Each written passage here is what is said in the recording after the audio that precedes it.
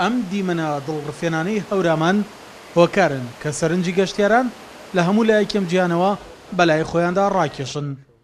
ئینکا کە مامۆستای زانکۆی بلباوی ئیسپانیا تەنها چەند وێنەیەکی فۆتۆگرافی هەورامان بەس بووە کە دەیان 1000 میلی پێ ببڕێت وەک گەشتیارێک خۆی بگەێنتە هاوین هاوارەکانی هەڵەبجە و هەورامان. Now in Halabja, I've been with friends here in Halabja. بۆ من مای خۆشحاڵیەکە لە کوردستانم بە تایبەت لە هەڵەبجە و هەورامانم. پێشتر هیچ زانیاریەکم لەسەر ئەم ناوچەیە نەبوو. پێش ئەوەی بێم هەستممە کرد ئێرە زۆر گەرم بێت. دواتر لەگەڵ هاوڕێکانم کاتی نێرە چوینە هەورامان. سرم سوورما لەسەر وەرزی ناوچەکە و دڵفرێنی ئاو هەواکەی. سەرباری ئەمانەش خەڵکەکەی سەرنجی منیان ڕاکێشا. ئەوان زۆر جوان مامەڵە لەگەڵ کەسانی بیانی ئەکەن. And overall, the more important thing for me and the people is so friendly with the foreigners.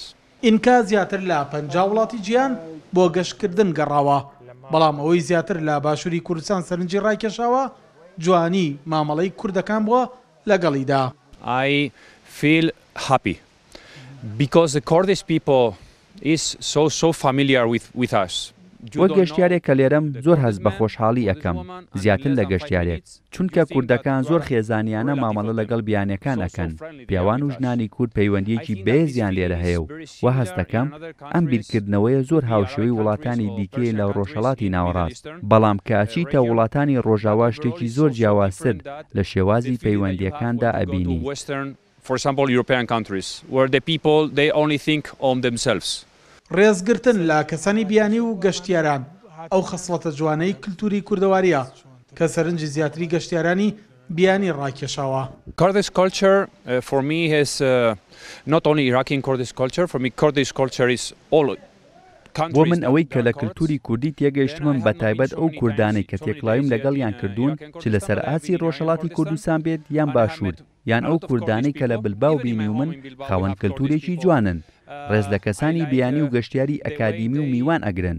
سەرسام بووم باڵ و کەوت و مامەڵەی جوانیان لەگەڵ خەڵکانی دەرەوەی خۆیاندا. هەروەها کوردەکان کللتور و فێستیڤاڵی نەورۆزیان هەیە کە زۆر جوان و جیاوازە لە کللتورەکانی خۆراوە. Kurdish culture and what I can say about the Nowruz is so beautiful festival. درەومەهدی یەکێکە لە گەنجەکانی هەڵەبجە لە ڕێگای تۆڕە کۆمەڵایەتیەکانەوە سەرنجی ئینکای بۆ ناوچە گەشتیاریەکانی هەڵەبجە و هەورامان ڕاکێشاوە.